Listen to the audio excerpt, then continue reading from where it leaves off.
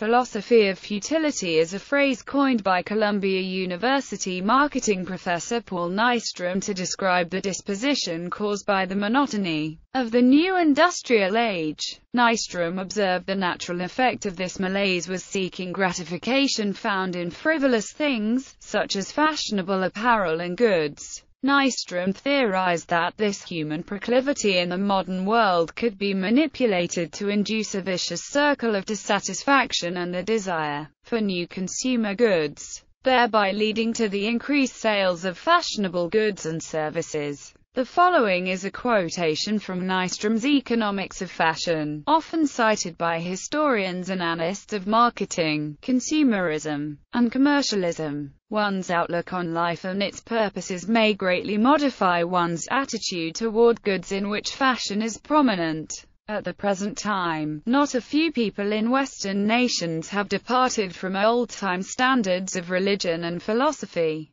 and having failed to develop forceful views to take their places, hold to something that may be called, for want of a better name, a philosophy of futility. This view of life involves a question as to the value of motives and purposes of the main human activities. There is ever a tendency to challenge the purpose of life itself. This lack of purpose in life has an effect on consumption similar to that of having a narrow life interest, that is, in concentrating human attention on the more superficial things that comprise much of fashionable consumption. Philosophy of futility and retail therapy. Shopping in order to make oneself feel happier is a symptom that is referred to as retail therapy in the popular press. The term was first used in the Chicago Tribune of December 24, 1986. We've become a nation measuring out our lives in shopping bags and nursing our psychic ills through retail therapy. Retail therapy, sometimes observed in people in times of depression or transition, indicates lack of personal purpose,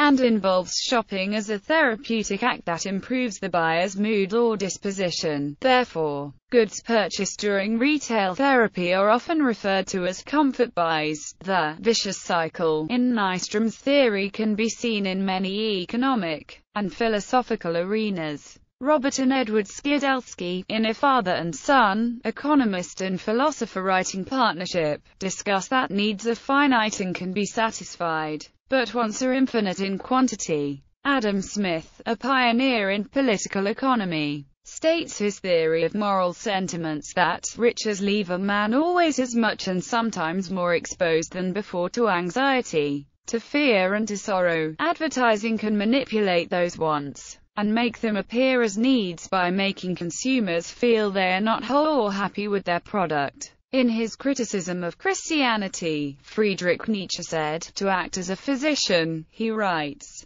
"the priest must make one sick. For Christianity to appear as the savior, people must first have a problem." Advertising can make their product be the savior of a consumer's problem. Advertising can be particularly influential on children. Between the ages of 2 and 5, children are unable to distinguish between advertising and scheduled television broadcasts. Many countries have banned advertising targeting children to help avoid marketing saturation, and to allow them time to develop an identity beyond that of a consumer. Child advocates have condemned ads from children's cereals for their lack of nutritional value, leading to child obesity, to advertising campaigns for action figures based on adult movies or themes, with the average U.S. youth seeing anywhere from 2,000 to 3,000 ads a day. The content and intent of those ads has increasingly come under scrutiny.